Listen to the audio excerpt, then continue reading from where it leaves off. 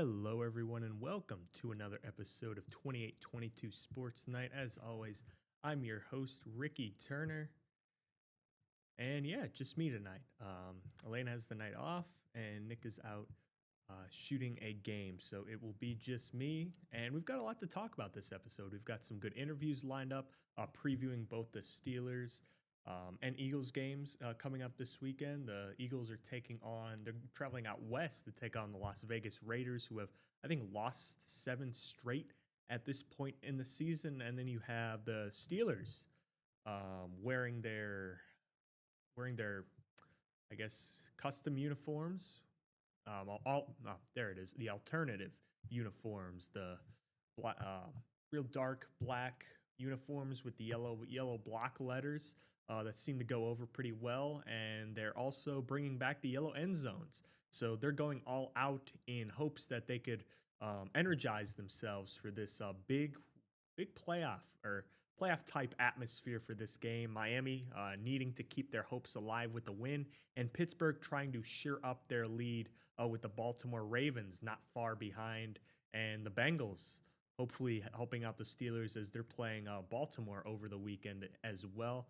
But Pittsburgh, yeah, they'll be looking to keep pace in their division as well. The Eagles sort of in a little bit of a slump, but we're not going to start with them just yet.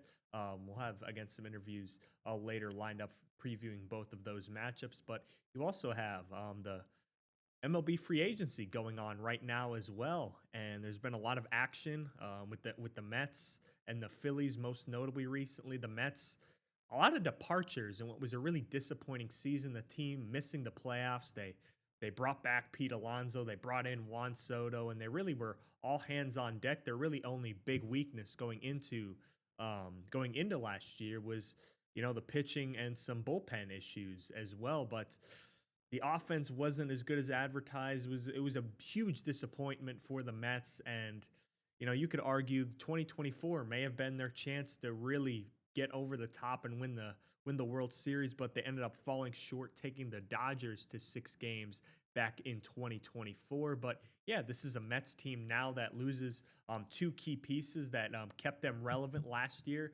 The first being Edwin Diaz, the renowned closer known for the trumpet entrance, one of the MLB's best closers. I think he had actually a pretty good year last year. I know he dealt with some struggles the year before, but last year he really turned it on, was one of the best closers in the MLB, and the Mets sort of let him walk. The Mets let him walk to the Dodgers, who continue their spending spree, and they're looking to win back to, I think, back-to-back titles now in the MLB this year.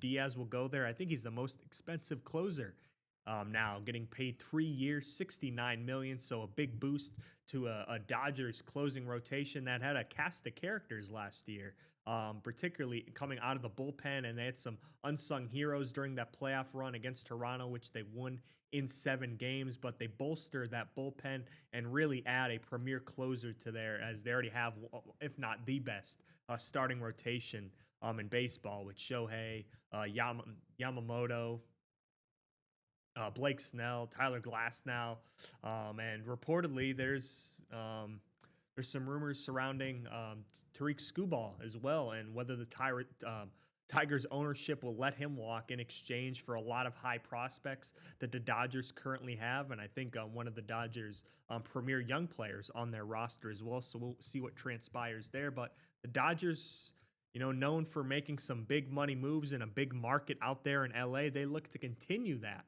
with making more moves this offseason, as we'll see what transpires with them. But in other Mets news, Pete Alonso, I think a 10-year veteran of the organization. A lot of Mets fans grew up with him, the all-star first baseman. He will no longer be with the Mets. There were some contract issues going on last offseason, but they seemed to get that resolved with Alonso signing a 1-year deal and what was looking like to be a potential World Series lineup for the Mets, but a team that did not even touch the playoffs this year. But he will be headed a little bit further down the East Coast, down to Baltimore, Maryland, as the Baltimore Orioles They were rumored to be really in on Kyle Schwarber. I think they matched the Phillies offer, but Schwarber opted to return back to the Phillies on a 5-year, $150 million deal. Well, the next best thing, well, you get another NL East All-Star. This time at first baseman, Pete Alonso, 5 years, $155 million.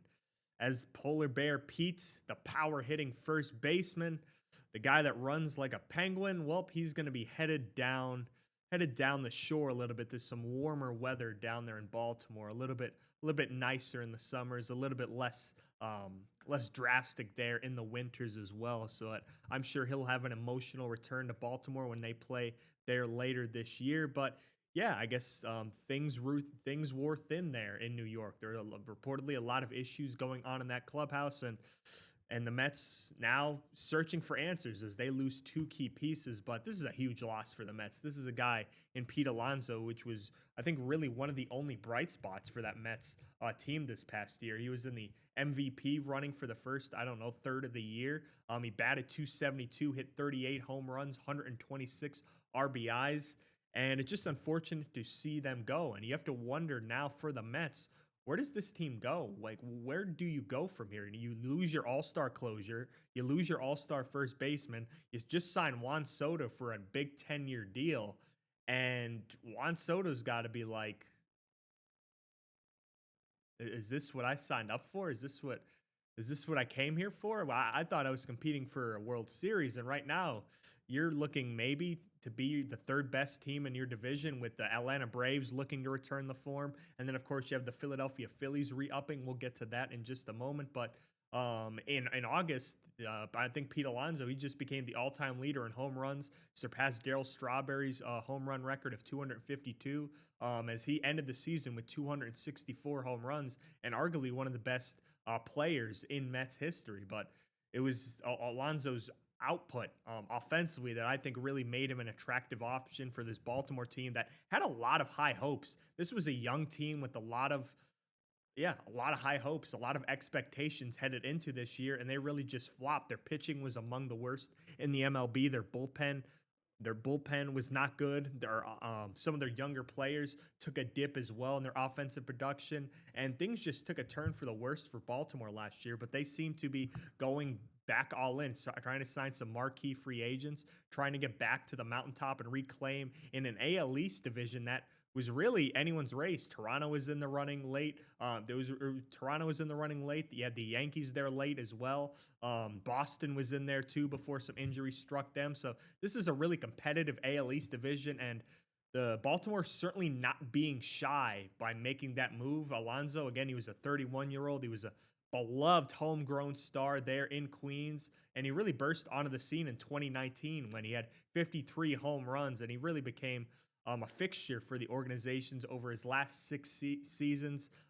As I mentioned, great power hitter, big personality, and he really did love what they were doing in New York. But it just seemed like things were running out, and maybe the Mets needed a change of personalities in the clubhouse, as the team could never seem to get over the mountaintop like last year when they ultimately missed the postseason. But this was unfortunate move for the Mets, but the AL East gets a big-time player as they look to pair him with Gunnar Henderson, Adley Rutschman, and Jordan Westberg, who really I had some solid seasons a couple seasons ago, but did not get that same production this past season. And then, of course, you have the Philadelphia Phillies going all in and signing Kyle Schwarber to a 5-year, $150 million deal. It's been reported that the Phillies, I think, opted for an extra year of another $30 million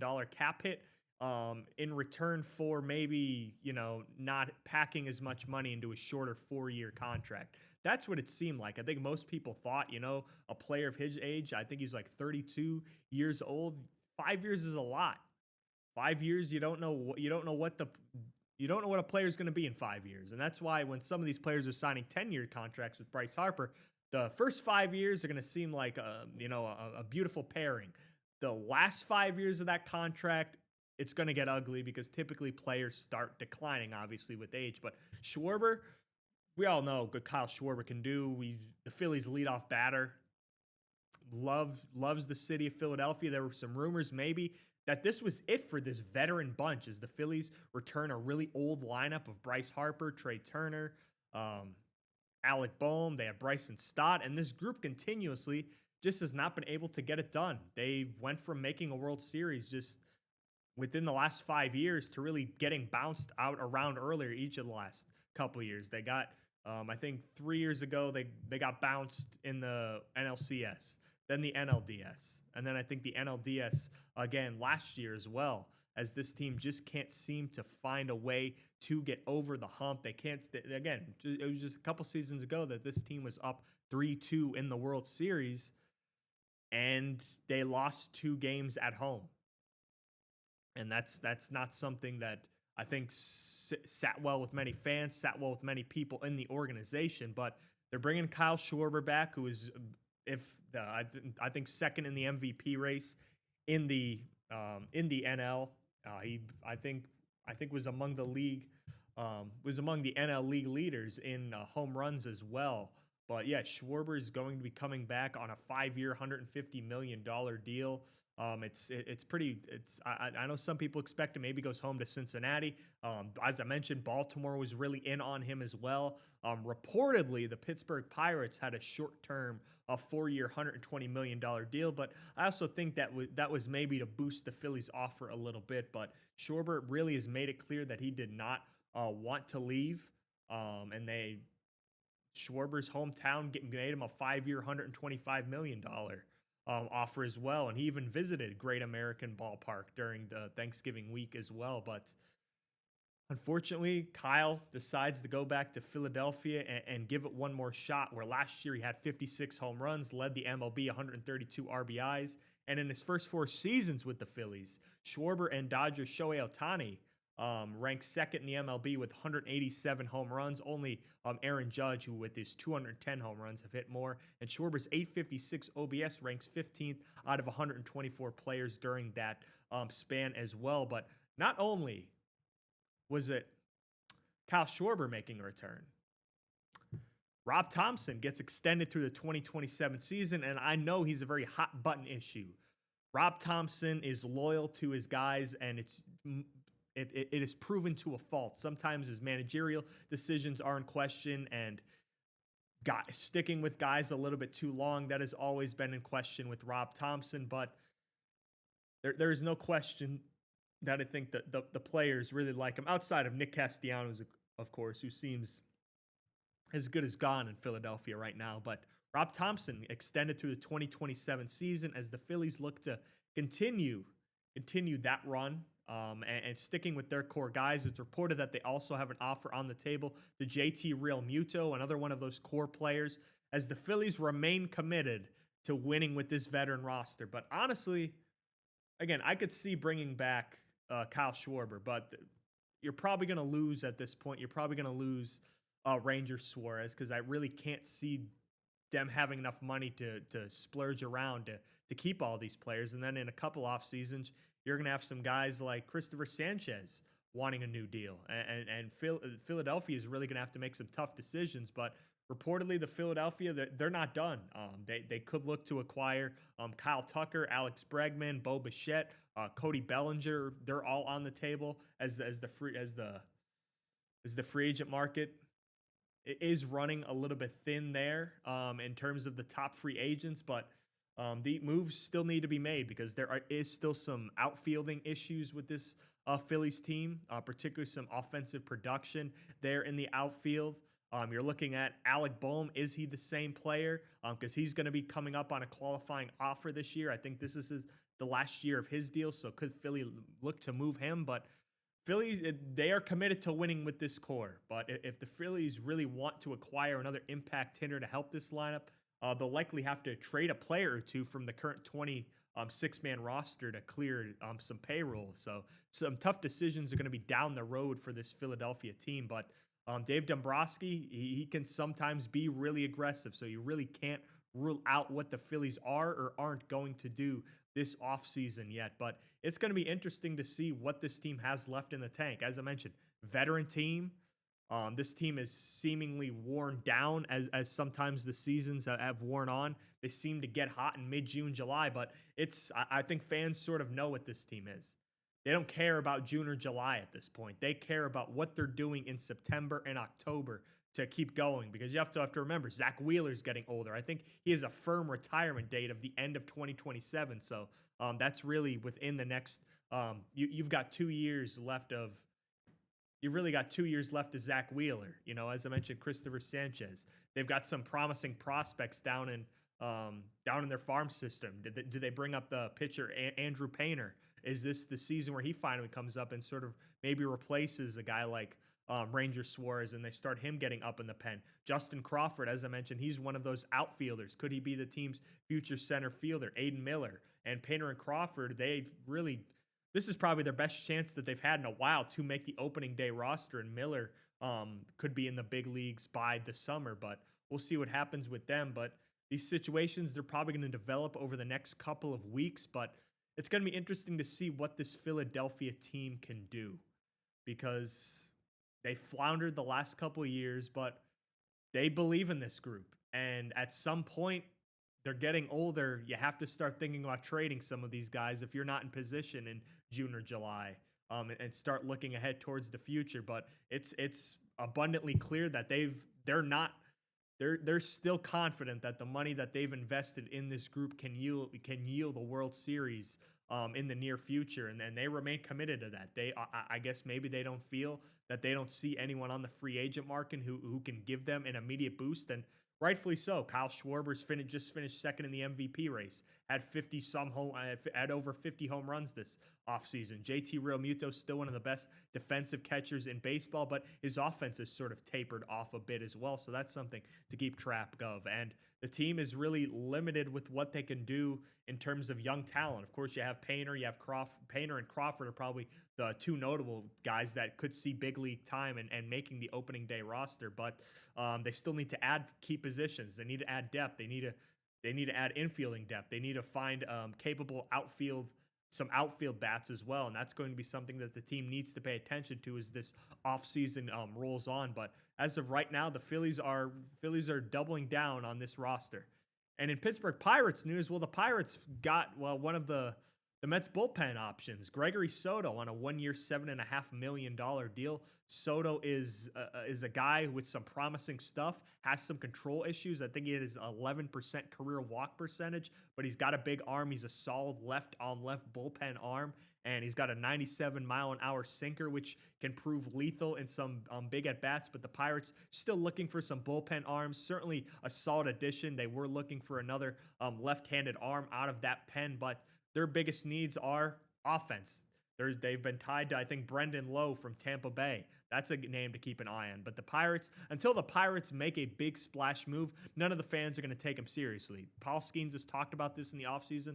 Paul Skeens has even offered his services to be part of the recruiting pitch and seeing what this team could do and seeing if they could attract some big names and be part of, quote-unquote, something different. That's their approach right now. They're trying to say you could be a part of something different, some real change within the Pittsburgh Pirates organization. This is a team that sees a spot in the NL Central, an NL Central division that has been ruled right now by the Brewers, and also the Reds as well, as they made the postseason, ultimately falling to the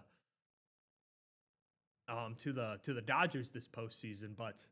The Pirates see an opportunity, and I agree with them. There's an opportunity there because I am not sold on some of these other teams in the NL Central. The Pirates have a real opportunity with Paul Skeens, with hopefully O'Neal Cruz can develop some more offense, as it looked like he was going to have a breakout season early in the year, but didn't really follow through later in the year. Had a great performance at the home run derby, but again, couldn't follow through on that. Nick Gonzalez had a solid year for them at second base. They look to get Jared Jones back in the fold this offseason. Braxton Ashcraft, they have some really promising pitching. Mitch Keller and Mike Burrows are two names to keep an eye on as they look to move some starting pitching in exchange for some bats, so we'll see what happens there. But it should be an interesting offseason for this Pittsburgh Pirates team as well as they look to upgrade their roster. But we're going to take a break here, and when we come back, we're going to talk some Eagles.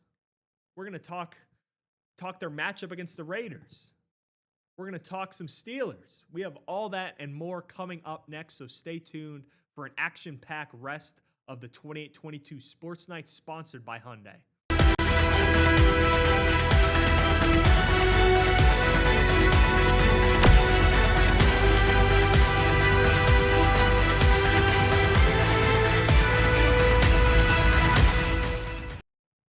Hello, everyone, and welcome back to another 28-22 Sports Night episode sponsored by Hyundai, our great sponsor here for putting out some great vehicles. But now, there hasn't been putting out some great product recently. The Philadelphia Eagles, particularly the offense, because their defense my God, I think this is the best defense in football. This defense is balling out. Vic Fangio's doing a hell of a job. The Dunmore native with his job coordinating. And man, oh man, offensive talent that the Philadelphia Eagles have does not match the production and output they're getting. And again, I don't think it's one issue. I don't think you look at this team and be like, oh, it's the coordinator. It's the QB. It's the offensive. I think it's a multitude of issues. I think there's one glaring issue, and that's the coordinator, but I don't think everyone else is truly exempt from blame because now the Eagles have dropped 3 straight. They just lost 22-19 against the Chargers in LA, and they haven't put up over 21 points since October 26th. That's the week before their bye week against the New York Giants, which they beat 38-20. In the weeks following, Dallas or Green Bay on November 10th, they put up 10, won that game. Detroit, they won 16-9, they won that game. Dallas, they put up 21, lost that game 24-21 after scoring on the first 3 possessions and then going zilch the rest of the way. Chicago, they lost 24-15 at home, get booed off the field, booed throughout that game. And then the LA Chargers, 22-19, they fall in that one now to fall to 8-5. And with 4 games left, well, luckily the schedule eases up a little bit because they're home against the Raiders.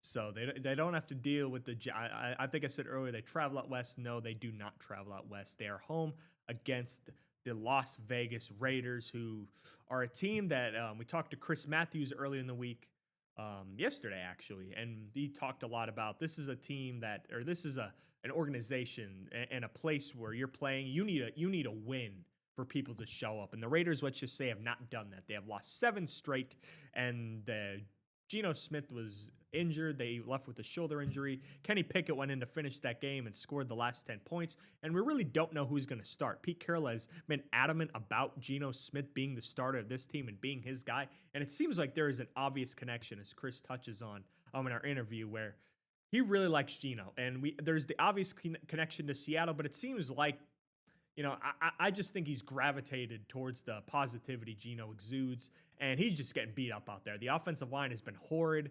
They haven't been able to run the ball. They don't have the weapons outside to support Geno, and that's just a team that was really going into the year. You're probably thinking around, okay, maybe they're a 6 to 8, maybe 9-win team. They haven't even been that. They have right now just are in the midst of a 4-game losing streak and are really trying to find themselves.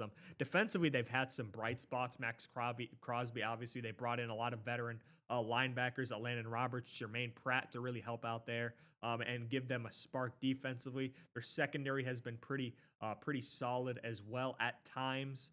But this is a team that just hasn't been able to do anything offensively, and they haven't been able to protect the QB, and offense has just really been an issue throughout this season. And then, of course, you look at the rest of the Philadelphia schedule. You got your travel to Washington. Washington's horrid. And then you travel to Buffalo. That'll be a tough game, obviously, in Buffalo. 4:30 start time, primetime game. And then you have, I believe, Washington again to close out the season at home. So again, this is a team that probably will in their division, will make the playoffs, but they will probably be, if the rate continues at where they're going, they will probably be a first-round upset pick depending on who they match up with in a really tight NFC wild card currently. But we'll see what happens there. But all the focus this week is on the Las Vegas Raiders. Before we get to that, though, the Chargers game. Man, was it bad. I mean, they beat up Justin Herbert. Justin Herbert was beat up in that football game. They sacked him 7 times. They were all over him. They turned him over. I think once they turned him over once. They made him fumble, and the offense just couldn't do anything. Jalen Hurts completed just over 50% of his passes for 240 yards. He was only sacked 1 time, 4 interceptions, one of those maybe not being his fault. A little high, but A.J. Brown certainly could have brought that in. He had the 2 turnovers on one play where he threw an interception. They forced the fumble. He recovered it, and then he fumbled again to give it back to the Chargers. And Jalen Hurts, I think, arguably played the worst game of his pro career, where he was just awful. He was missing throws. He was not getting through his progressions consistently. He just didn't seem comfortable back there. I still think the play calling is an issue. I think they run too much shotgun. It's becoming predictable, especially if you want to run the football. Saquon, aside from his 52-yard run, I didn't think was great. I still thought he was getting hit at the line of scrimmage a lot, but still had 122 yards and a TD. A.J. Brown, again, went for 6 catches, 100 yards. Dallas Goedert, of course, was second there with 8 receptions, 78 yards. But the offense still couldn't get anything going. The turnovers, your defense still sacking Justin Herbert 7 times. And again, against a pretty good LA offense with Herbert. They have Kamani Vidal outside. Herbert only passed for 139 yards. He only had 12 completions. This defense did a really good job. The offense just stunk. I think Jesse Minter was really confusing Jalen Hurts with some of his schemes, and especially on that last interception. Jalen Hurts tried to thread the needle, but Cam Hart, I think, tipped it up, and Tony Jefferson ended up intercepting that in a play that was designed, I think, for Jahan Dotson on a little bit of a bench route. But this Eagles offense is just horrid. I don't know what's going on, and again, I think it's a multitude of things. It's not just one issue. But with this much talent and this team not figuring out, and I know there's people calling for them to bench Jalen Hurts, to put in Tanner McKee. Listen, I can guarantee you right now, you may think that's going to work. You're 13 weeks into the year. You can't fire anyone. I know Nick Sirianni said he was more involved with the offensive, play design and play calling this week. It didn't seem like it. I mean, there was really nothing that I think jumped out at me that really was like, oh, that's a good idea. This Eagles offense just still remains so inconsistent. They can't run the ball consistently. Their pass concepts are lazy. There's no creativity. They're too shotgun heavy. They're too predictable. Their play calling on first and second down is too predictable. They're running on first down, and they sort of just see, oh, we'll see what happens from there. But they're not winning on early downs. They're not being able to control, these 8-minute drives and 10-minute drives that they were able to go on last year. They aren't getting these big bursts from Saquon. Outside of that, I think that was the fake tush push where Saquon took it the distance and really caught the Chargers off guard. There's none of that this year. There's none of these big splash plays. You get the occasional A.J. Brown big play down the field, but outside of that, there's really nothing. You look at this offense, it's bare, it's predictable, it lacks creativity, it lacks execution. Nick Sirianni, who's supposed to be the vibes guy, is sort of like, I don't know, the vibes don't seem there this year. This doesn't seem like a team that's going to make a run and control games down the stretch. This doesn't seem like the same Philadelphia Eagles team that bullied teams for, 4 quarters, ran the football well, dominating, suffocating defense. It's not that team. This looks like a team who's destined for a first-round exit, and I know that's what Philadelphia Eagles fans don't want to hear, but that's what it looks like to me. And over the next 4 weeks, they're going to have to figure that out, but that starts with this week against the Las Vegas Raiders, and we talked to Chris Maathius yesterday about what the Raiders need to do to expose this Eagles defense, and if there's any chance that the Raiders can pull off an upset and maybe shock some people. A pleasure to be joined by the sports director out in Las Vegas, KLAS. It's Chris Maathius joining us ahead of the Eagles and Raiders. The Raiders making the trip here to Philadelphia this weekend to take on a Birds team that is in a I won't say a similar situation to the Raiders, but both are on losing streaks right now, Chris. It's not pretty for either team, but I do want to start with your folks out there in Vegas. You were just alluding to it before we pressed record. 2-11. You never thought you'd see the Raiders on a 7-game losing streak in the situation they're in.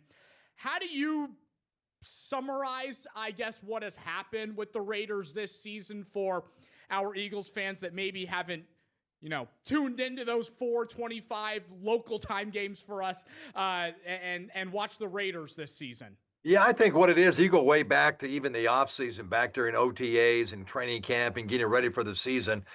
There was so much optimism and excitement involving Pete Carroll. He's done it on the biggest stages of football, the NFL, and of course in college with UFC. So when you have this Pete Carroll guy coming in here and everybody's excited about what he can possibly do, and then you had Geno Smith, who everybody kind of thought was probably a top 12, maybe quarterback in the league, coming off some very successful, exciting years up in Seattle. And I kept saying at the time, and then they draft Genty way back in the spring.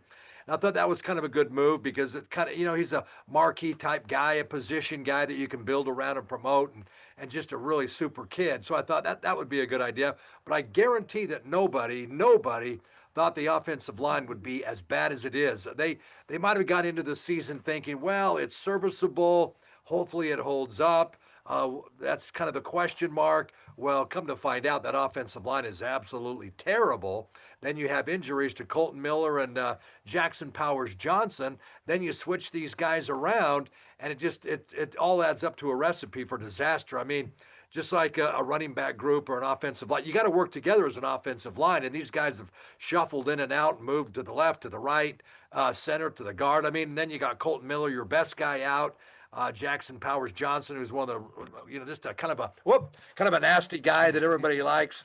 Hang on while I get my camera here on your live broadcast. I don't know what happened here, but it fell down. You're good. We're checking out the beautiful blue and red, very patriotic, the tie. So it's all good, Chris. Oh, is that good? I don't know what happened there, but anyway. So yeah, I think everybody was kind of pretty excited about the season going in. Then they come out and they beat the New England Patriots, and okay, here we go. And I think a lot of people, I'm going to guess a lot of people probably had, because coming off that 4-win season last year, I think a lot of people might have said, hey, this is maybe a 6, 7, 8-win team. I kind of thought they might win 8.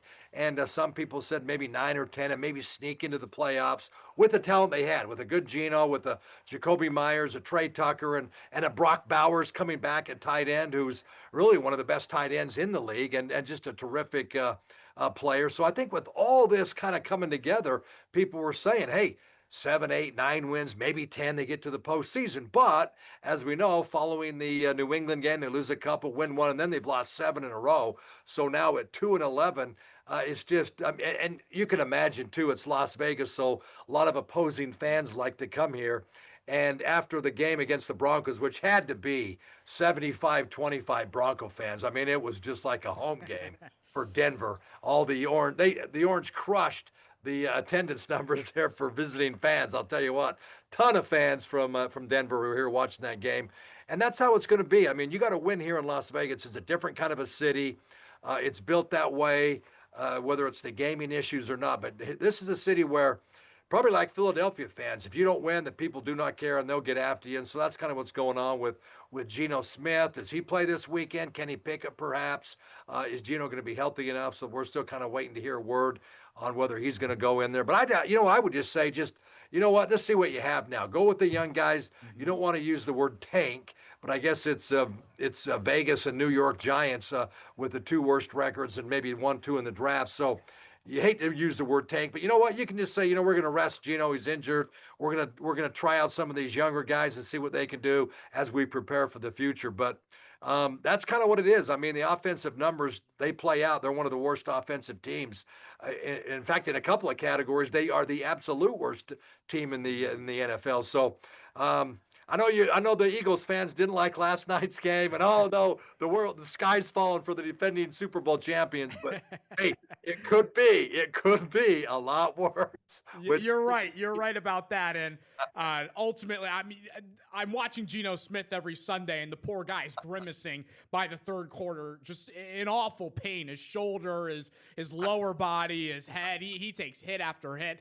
And one game you mentioned, the Patriots game back in week 1, ultimately the Raiders have helped out their division rival in the Broncos, because now that tiebreaker comes into effect, where if the Patriots and Broncos finish with the same record, that common opponent win-loss record comes into effect, and the Patriots couldn't beat the Raiders, and the Broncos have beaten them twice. But Ricky, I'll let you go ahead here, because I know as a Steeler fan, you're familiar with Kenny Pickett, and you've also watched your fair share of Raiders football as well.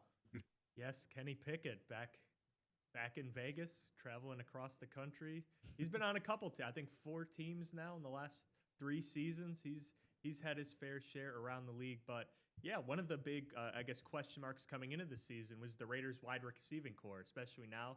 They had Jacoby Myers, but they looked at it. They had Trey Tucker. They drafted a Jack Besh out of TCU. But I guess looking ahead, is it possible, they could turn to Kenny Pickett just to see what they have in him going forward? I know they signed Geno to that lucrative deal in the offseason, but things probably have not panned out the way that they planned, with signing Pete Carroll, signing a lot of players on the defensive side of the ball to give them more of a veteran presence. But that is all out the window as you sit there with 2 wins and coming from 7 straight losses. But is it possible we do see Kenny Pickett? And what are we looking at this wide receiving core as the season wraps up? Yeah, if you were asking me, I would say play Kenny Pickett. You might as well see what he's all about, what he has. Does he have a little bit of a future here? The other quarterback here is Aiden O'Connell. He's played a bit sparingly now and again over the last couple of years, but we kind of know what Aiden O'Connell's about. He's more of a stand-up pocket guy. He's not going to roll around and move the pocket. So we kind of know what Aiden O'Connell's about. But now let's see what this Kenny Pickett guy can do. I mean, you might as well. There's really, I mean, at 2-11, there's nothing really to play for. Absolutely. Well, there's absolutely nothing to play for except for draft positioning now. And so you might as well play your younger guys and some of these question mark guys and see what you have, try to move forward. I could see him. I really can see him playing this week. Why not? Although Pete Carroll continues to say, if Geno's healthy, he's my guy. So we'll see. For some reason, there is a real strong connection. I can see the Seattle connection, obviously, but even beyond that, Geno's had just a rough season. But Pete Carroll is he's going to go with his guy if he's healthy enough to play.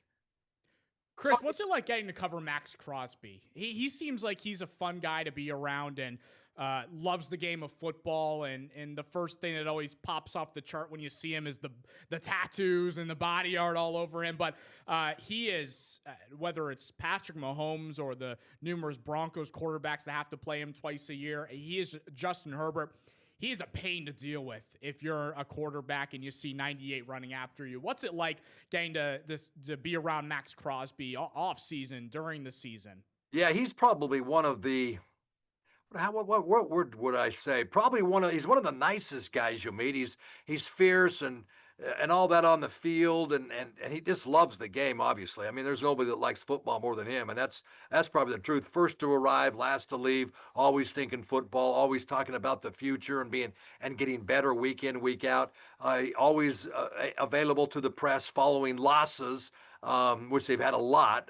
If there's one guy you kind of wish for Raiders success, it'd be for Max Crosby, because he puts so much into it, and to get the results the team is getting, it's almost kind of disheartening, because you see what his passion and love for the game and love for the Raider organization to be so much better, and then to see what the team does, it's just so disappointing. So he's just a good guy. I mean, they got a late round pick on this kid, and he was just terrific. He's proved himself to be, a future Hall of Famer if he continues on the path that he's on. One of the best ends in the entire National Football League. Everybody pays attention to this guy. So, and he was just for the Raiders nominated the Walter Payton Award. So nomination. So this guy, he's out in the community doing a lot with his wife Rachel. He has a little daughter, and it's been documented his past and the alcohol abuse and so forth. Changed his life around. doing wonderful things in the community for teenage kids and those who might have problems. So, boy, if you asked anybody, I guarantee if you asked anybody, nothing but praise for Max Crosby. They're lucky to have him on the team and that he wants to be a Raider and continue to be a Raider. Got the big payday last year. And so he's committed. He loves it. He always talks to the press. He's just a good guy. In fact, he has a camp here every year that he brings all the former linebackers and defensive ends together, and he and Miller get together each year and at UNLV or one of the schools here, and they hold a two. It'll be at UNLV from now on, but they hold a 2-day camp, and it's really Max Crosby in charge of this thing. Just he's a wonderful person. You would hope that all your NFL players could be like Max Crosby. That's just how good of a guy he is. And yeah, he's going to provide a lot of trouble for this Eagles offensive line. I think he's going to be matched up with Fred Jackson this week, so we'll see how that goes. But the Eagles offensive line has not been as good as in past years, and that's given this team problems. They haven't been able to run the ball as good. But sort of looking ahead towards this matchup, what do you think the Raiders need to do offensively and defensively to make this a little bit interesting against an Eagles team that has really struggled over recent weeks? They had 5 turnovers in their last game against the Chargers and a loss there in LA.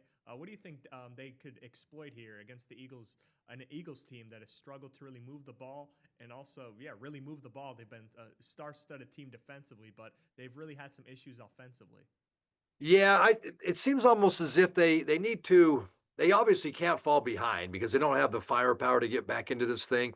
You would hope that it's almost a broken record with us here in Vegas too, because you would say, well, let's hope they can script out those first 15 plays and score, and kind of get a little bit of momentum. But it really seems like it doesn't help. So let's just say that let's say that maybe Genty has a terrific game, that he doesn't get hit behind the line like he's always getting hit, that maybe he can bust off a few runs and score a few touchdowns, and maybe they get a lead and hang on. But it's everybody's so pessimistic, and I really can't blame him for that at 2-11 and 7-game losing streak, that you try to say, okay, what could the Raiders possibly do? We think, well, maybe they could run. Well, that offensive line's not very good. They probably can't run. Well, maybe they can pass. Well, Geno Smith's getting, he dropping back and he's already getting hit. He's been sacked like 30 times in the last 3 games or whatever. It's absolutely crazy. Or maybe 4 games. So you got to kind of look at maybe some of the things and say, okay, how about Brock Bowers? There's one guy. I would just look at Brock Bowers almost every single time you're going to go back and throw the ball. Put in some short little routes for Brock Bowers because he somehow can get the football. And other than that, I don't know what the Raiders really could do unless the Eagles make a lot of mistakes like they did against the Chargers on Monday night. That would be kind of the only hope that the Raiders would have, because offensively they're pretty inept, and defensively there's a lot of question marks. So it would have to be the Eagles turning the ball over, Hurts throwing some interceptions. That might give the Raiders a chance to stay in the game. Well, I hope there's one thing that Raiders fans could have been happy about walking out of that game against the Broncos, and if they had the spread on Vegas's side, thanks to that field goal late in, Broncos player spending a little too much time on the back of a Vegas player. Hopefully some Raiders fans could have at least cashed in their check at the local casino. That's right. That's things all right, Chris. Hey, thank you. We appreciate your insights, sir. Appreciate you stopping by here on 2822 Sports tonight, and enjoy the game this weekend. You bet. And we'll see what happens. It should be a game to look to, just to see if the Raiders can actually try to do something to slap this 7-game losing streak. And let's get win number 3 if you're Vegas. Let's go for it. All right.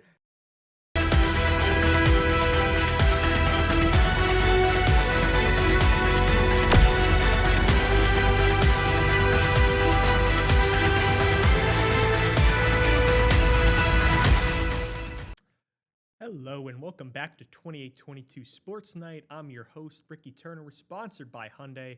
It was a great interview from Chris Maathius, trying to remain positive and have a positive outlook on the rest of this Raiders season, but he probably said it best. If you're the Raiders, you're not, tanking, but it might be time to play some of those younger guys, and there's a lot of optimism coming in. You had You thought you had some pieces along a solid offensive line. They had Jacoby Myers, Trey Tucker. They drafted Ashton Genty, the big star that they could promote in Vegas, the do-it-all guy who could be the face of their franchise, along with Max Crosby on the other side of the ball. But things have just not panned out. They hired Pete Carroll, and things have just signed Geno Smith. Things just haven't panned out. It's been one of those types of years for the Las Vegas Raiders. But now it's time to look at the other team in PA, a team that, you could argue maybe should not have won because of a quote-unquote, bad catch rule, but they ended up winning 27-22 against the Ravens to move to 7-6 and take control of the division. Pittsburgh has had that for most of the year, outside, I think, of 1 or 2 weeks early in the year. But Pittsburgh now will look to bring in Miami, a team that struggles in the cold. Tua Tagovailoa is 1-7 in games below 46 degrees, but Pittsburgh is not without their concerns as well. They struggle defending the run. They've struggled the past 2 weeks to run the ball, despite being pretty high up in those categories. But we talked to WTAJ reporter Riley Holsinger on what the Steelers need to do this week and his thoughts on last week's game against the Baltimore Ravens.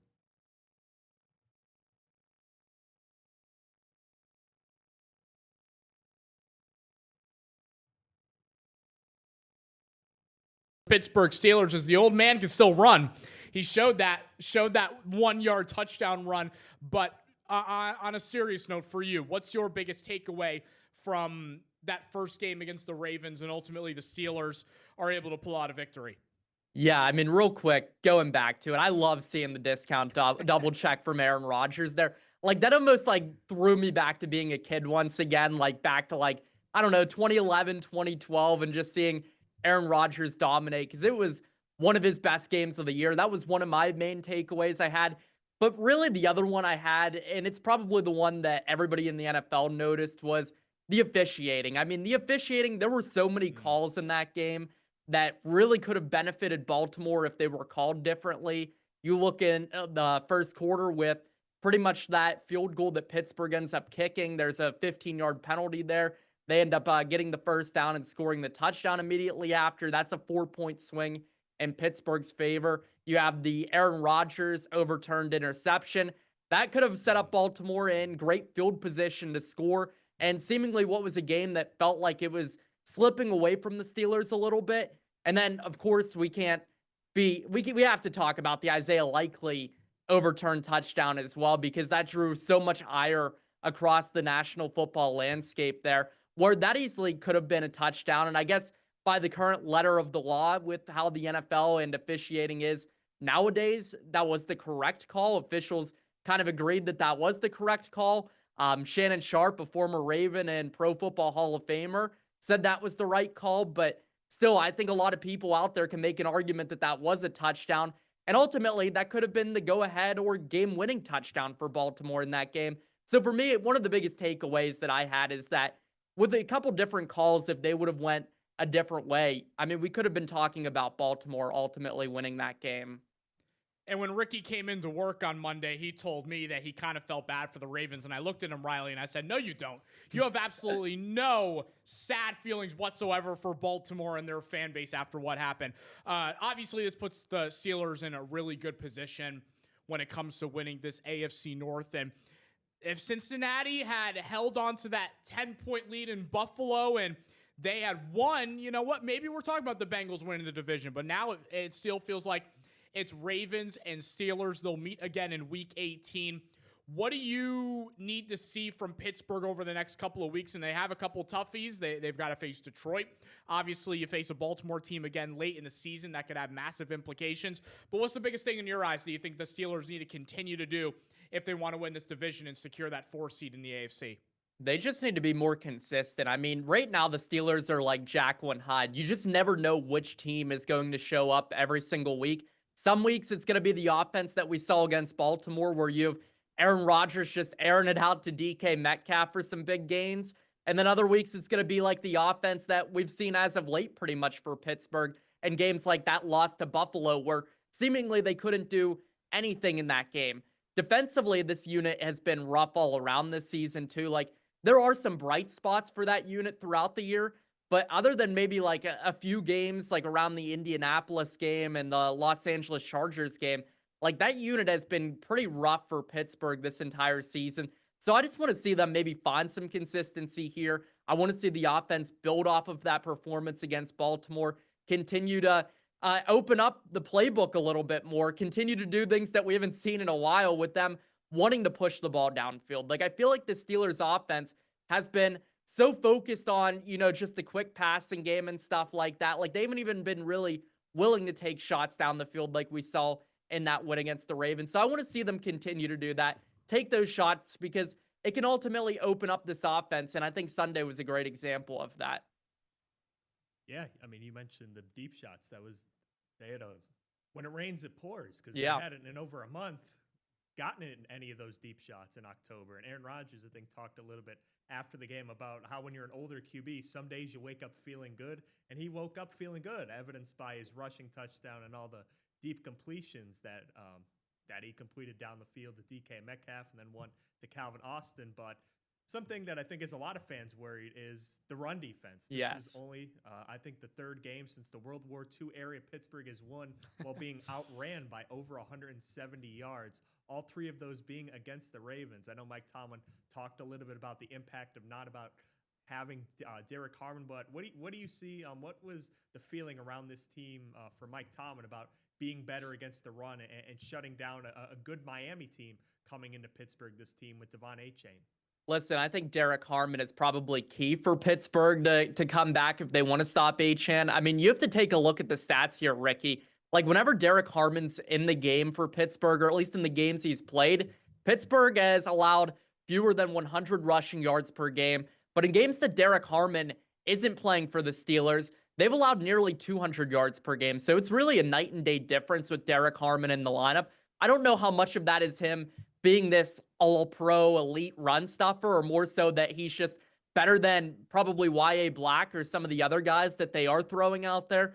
But having him back would be a step forward in trying to stop that run defense. But ultimately, this is something that the Pittsburgh Steelers really have been probably focused on over the course of this whole tenure as a franchise, at least dating back to 1970s. They've always been so focused on stopping the run, and the heavier downs where it's second and long, third and long, you give your defense a chance to rush the passer. You give guys like TJ Watt and Alex Highsmith a chance to pin their ears back, because they know the other team has to pretty much pass on them if they want to get a first down. So really, that's the one area on defense that I think needs to be improved. Earlier in the season, it was like the secondary, but lately the secondary has been pretty good for Pittsburgh, with James Pierre stepping up tremendously, the addition of Asante Samuel Jr. and Joey Porter Jr. taking some further strides too. But that run defense just needs to be better all around, Ricky. And I think probably the answer to that is just getting Harmon back. Around Halloween time, we probably weren't looking at this Monday night game in Week 15 and very excited about it. Not looking forward to this one, but all of a sudden the Dolphins have rattled off 4 wins in a row. And I think the big storyline that may be a bit underlooked when you've got the actual play on the field is the fact that you've got 2 head coaches who are being thrown around. The hot seat term is thrown around. This is their last year with the 2 Mikes and McDaniels and Tomlin. There's been a lot of speculation, and folks, Tomlin's going to be the next coach of Penn State, and we had those discussions on here. That quickly got silenced, but still, Steelers fans, they're ready for a possible change at that position. And I'm sure if you talk to fans down in Miami, they probably feel the same way about Mike McDaniels. But in your eyes, Riley, what does Mike Tomlin need to show over the next month? And I want to say, what does he need to show to keep his job? The Steelers don't like to change it up, but realistically, if he wants to stay as a coach to 2026, what exactly does this team need to show? Yeah, listen, I mean, there's been plenty of reports out there. Adam Schefter said that he's not going to be fired during the season. I don't think many people probably thought he was going to get fired during the year. It would have probably been a case where it would have happened after the season or whatnot.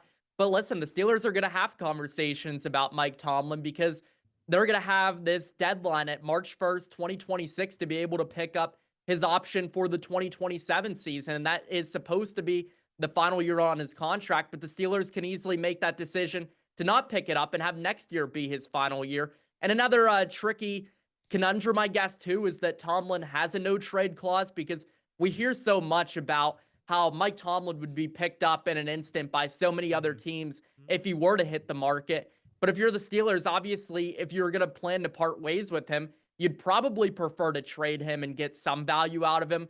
We've seen it in the past with coaches being traded, like Sean Payton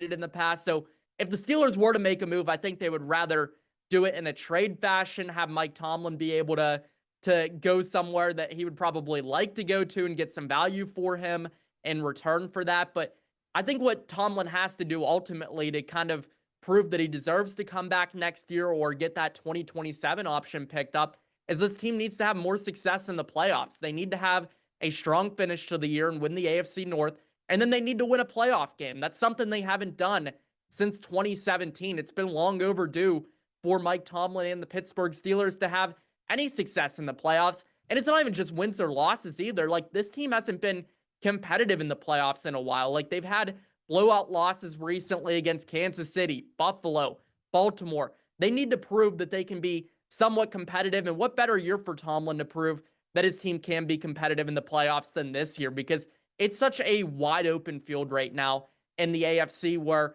right now Pittsburgh would take on Los Angeles in that first round matchup. I think we're all sitting at home and thinking that's probably a more favorable matchup for Pittsburgh to face Los Angeles again, rather than facing like Buffalo, or even say if a Kansas City somehow snuck their way in, or if you have to face a hot Houston team. But ultimately, this whole discussion, I think, comes down to success in the playoffs, and that's just something Mike Tomlin hasn't had a lot of lately. And I was going to say that 2-7 matchup, the Patriots and Texans, that might be a little scary matchup for Drake May's first career postseason game if he has to face that Houston team. I was going to say real quick before we let you go, Riley, Mike today was asked about the whole situation and the new 44-year-old entering Indianapolis, and let's just say he didn't give a damn. He said he focused on the Dolphins, and he was a little confused. Yeah, I feel like they probably could have like clarified what exactly like what the question was from Jerry Dulac there. Like, he probably should have just like flat out said something about Phillip Rivers coming back. Any thoughts on it? But yet it was kind of like a question that Mike Tomlin obviously had no clue what he was like being asked in that moment as well. He probably honestly thought he was being asked about Ben Roethlisberger in that instance. But yeah, I'm kind of happy to see Phillip Rivers back, to be honest.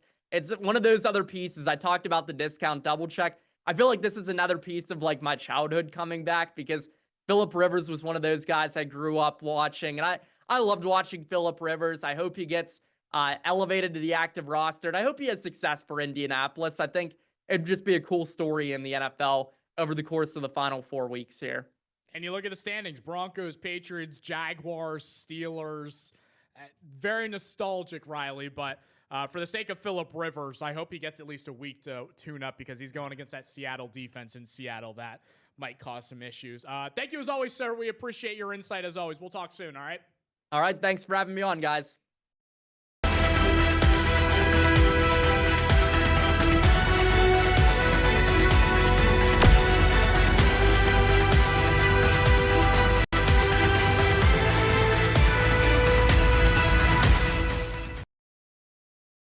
Hello, we're back here on 2822 Sports Night, sponsored by Hyundai, and that was Riley Holsinger giving you all the latest on Pittsburgh's last matchup against the Baltimore Ravens and what this team needs to happen going forward to make this team successful if they want to make some kind of playoff run, since they're in pole position right now, as Mike Tomlin likes to say, in the AFC North. So we'll see what happens there, but that will do it for this episode of 2822 Sports Night, sponsored by Hyundai. I'm your host, Ricky Turner, and we'll see you on Thursday for another episode of 2822 Sports Night. Only a half hour due to some scheduling conflicts, but still, we'll be back and we'll have all the latest in the sports world as we get tuned up for some playoff football and also some NBA Cup basketball. So we'll see you then.